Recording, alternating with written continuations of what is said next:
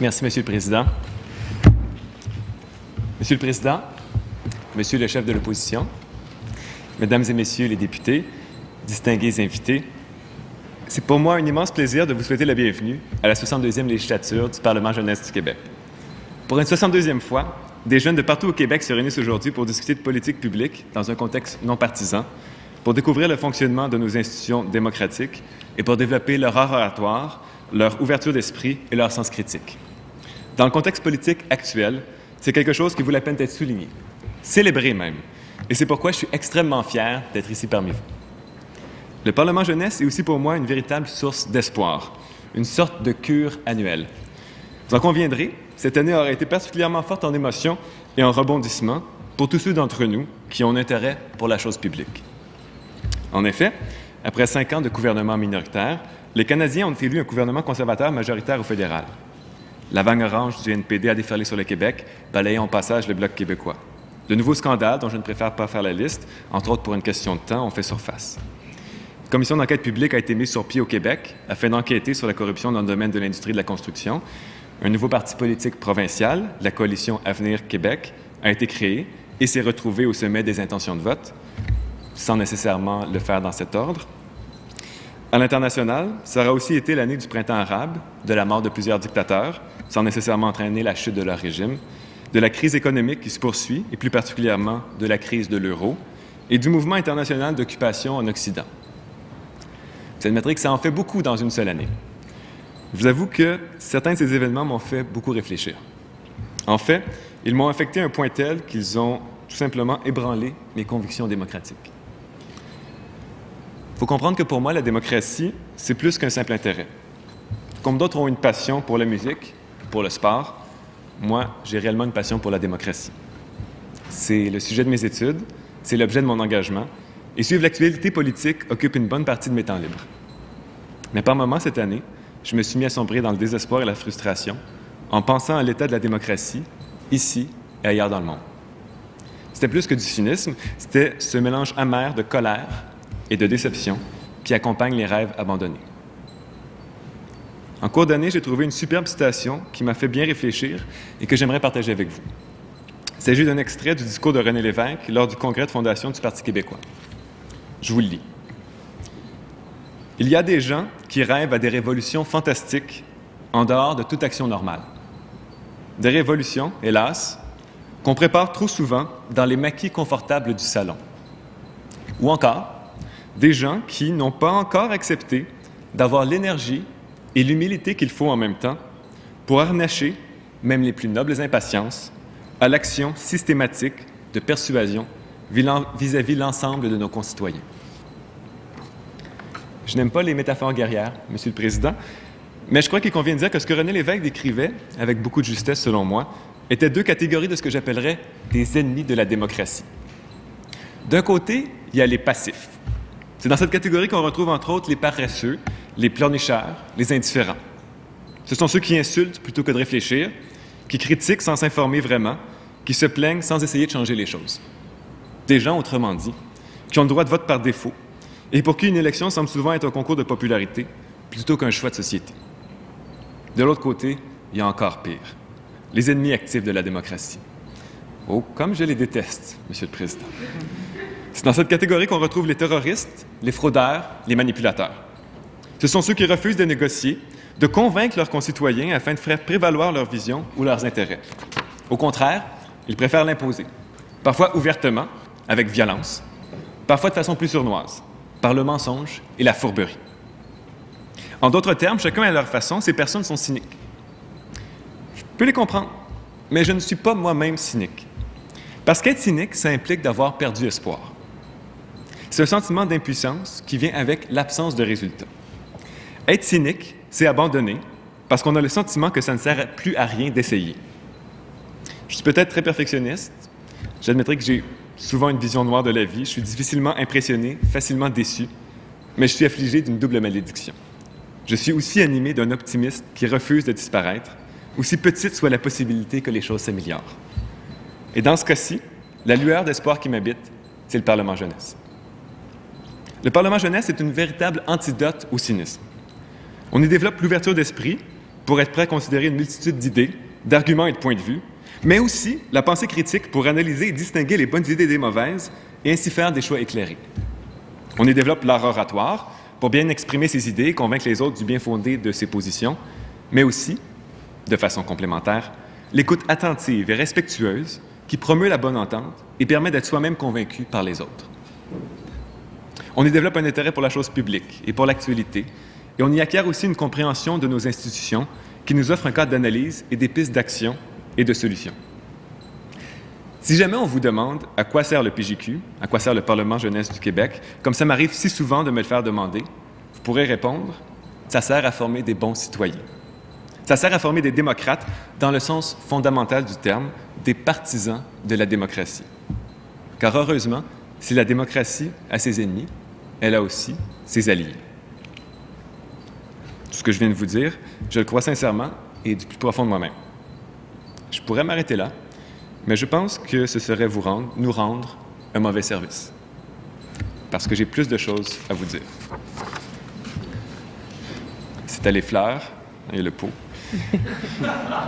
Je pense que de la même manière qu'on peut diviser les ennemis de la démocratie en deux catégories, on peut distinguer chez les alliés de la démocratie des démocrates passifs et des démocrates actifs. Les démocrates passifs, ce sont les témoins et les commentateurs. Bien sûr, ils aiment la démocratie. Ils vont voter, leurs critiques sont constructives et leurs opinions réfléchies. Ils suivent l'actualité politique avec intérêt.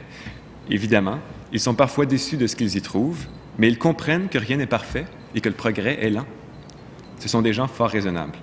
Ce sont, comment dire, de bons citoyens. Mais ils pourraient être tellement plus. Je pense que trop d'entre nous sont dans cette catégorie et que ça devrait changer.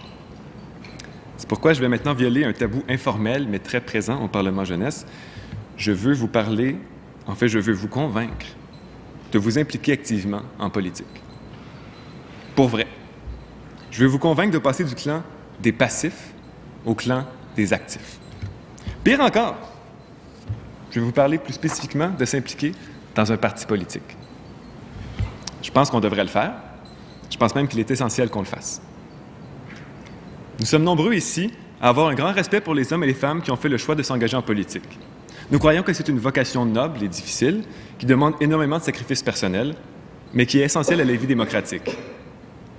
Et pourtant, nous sommes bien peu à s'engager dans cette voie. Nous avons bien eu quelques participants qui ont eu des carrières politiques. Denis Coderre, Erwin Cutler, Jacques Layton.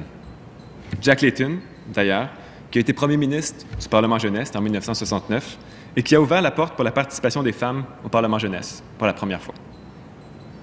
Que faisons-nous donc de tous les apprentissages que nous avons faits au Parlement jeunesse une fois l'événement terminé? Je sais que plusieurs d'entre vous éprouvent du dégoût ou ont même du mépris envers les partis politiques. Encore une fois, je sympathise. Je les aime pas beaucoup, moi non plus, en vérité. J'aime pas la ligne de parti, j'aime pas la façon dont ils exacerbent la partisanerie et la mauvaise foi, je n'aime pas la façon dont fonctionne leur financement. Mais je crois que ce qui mérite le plus dans les partis politiques n'est pas propre à leur nature. Permettez-moi de citer à nouveau René Lévesque, dans le même discours que tout à l'heure, quelques phrases avant ma citation que je vous ai donnée tout à l'heure.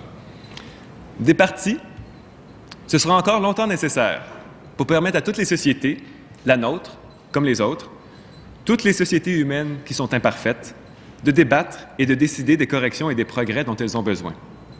Peu importe la forme qu'ils prennent ou les noms qu'ils se donnent, il faudra continuer à avoir des partis afin de permettre aux hommes de se regrouper autour d'idées, à faire valoir et de buts à atteindre, et autour d'une action aussi bien organisée que possible afin de faire triompher ces idées et de réaliser ces buts.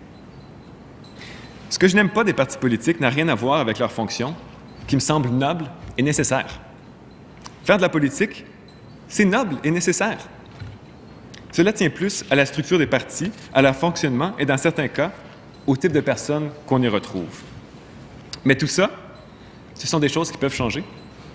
Et la meilleure façon de changer les partis politiques pour le mieux, c'est d'y faire entrer des démocrates. Évidemment, s'impliquer en politique n'est pas nécessairement facile au niveau personnel. En fait, c'est certainement le contraire, surtout pour des démocrates qui décident de s'impliquer dans des partis. Dans les partis politiques, comme dans la population en général, on trouve des personnes qui sont, ce que je décrivais tout à l'heure, comme des ennemis de la démocratie, des passifs, des actifs. Ils sont encore plus difficiles à endurer parce qu'ils sont partisans. Vraiment difficiles à endurer. Les passifs, ils ne sont pas dans les partis politiques pour les idées, mais parce que c'est leur club social. Quant aux actifs, s'ils sont dans un parti politique ou transigent avec lui, c'est généralement parce qu'il est au pouvoir. Mais je pense que dans ce cas-ci, sortir de sa zone de confort pour transiger avec ces gens-là fait partie de ce qui est nécessaire à l'engagement. On ne peut pas céder les partis politiques aux ennemis de la démocratie parce qu'ils jouent un rôle si essentiel dans la vie démocratique de tous les Québécois. Je sais que plusieurs actuellement se disent « tout ça est bien vrai », comme Jérémy est sage. Il devrait y avoir plus de personnes comme ça, pas nécessairement comme moi, mais plus de démocrates en politique. Mais pas moi, par exemple. J'imagine que vous vous dites peut-être deux choses. Je ne suis pas assez bon pour m'impliquer dans un parti politique ou encore, c'est vraiment pas pour moi. Peu importe ce que assez bon peut vouloir dire dans ce contexte, vous êtes probablement assez bon pour vous impliquer en politique et vous êtes probablement bien meilleur que bien des personnes qui le font déjà. Ne soyez pas intimidés. Bien sûr, dans les hauts lieux décisionnels, les gens ont plus d'expérience, plus de connaissances, plus d'influence, comme dans toute organisation. Mais les partis politiques, pris dans leur intégralité, sont loin d'être des regroupements d'élites. La plupart des membres et des bénévoles sont de simples citoyens bien ordinaires, comme vous et moi, qui ont trouvé une opportunité pour faire avancer une vision en laquelle ils croient. Vous seriez surpris de l'apport que vous pourriez avoir en vous impliquant dans votre comté ou dans une commission politique. Mais peut-être que vous vous dites aussi que ce n'est pas pour vous. Vous pensez peut-être, par exemple, que les partis politiques sont le royaume de la pensée unique ou que vous auriez à renoncer à certains de vos principes pour vous faire une place, à négocier avec votre conscience. Réjouissez-vous, vous avez tout faux. Évidemment, les partis politiques regroupent des personnes qui ont des opinions semblables, puisque c'est ce à quoi ils servent. Et dans les médias, la plupart, présentent une image fort unie. Mais dans les faits, les partis politiques sont des lieux de débat entre différentes factions aux opinions souvent divergentes. Même les ministres d'un même gouvernement peuvent parfois appartenir à des écoles de pensée légèrement différentes. Pour ce qui est de renoncer à vos principes, il n'en tient qu'à vous de les maintenir. Soyez clairs avec vous-même et avec les autres sur le type de sujet que vous ne serez jamais prêt à défendre ou sur le genre de choses que vous ne voulez pas faire, et vous pourrez trouver une place qui vous convient. Mais je ne veux pas être mal compris. Laissez-moi clarifier deux choses. Premièrement, je ne dis pas que nous devrions tous nous présenter à un poste élu. S'impliquer activement en politique ne veut pas nécessairement dire devenir politicien. Il y a une multitude de façons d'avoir une influence positive en politique, peut-être selon ses intérêts. Peut-être y a-t-il un candidat dans votre circonscription que vous appréciez beaucoup, sans aimer particulièrement le parti auquel il appartient. Vous pouvez être bénévole dans son bureau de comté, sans nécessairement faire la promotion du parti ou vous y impliquer plus qu'il faut. Peut-être que votre intérêt réside plutôt dans les grandes idées politiques.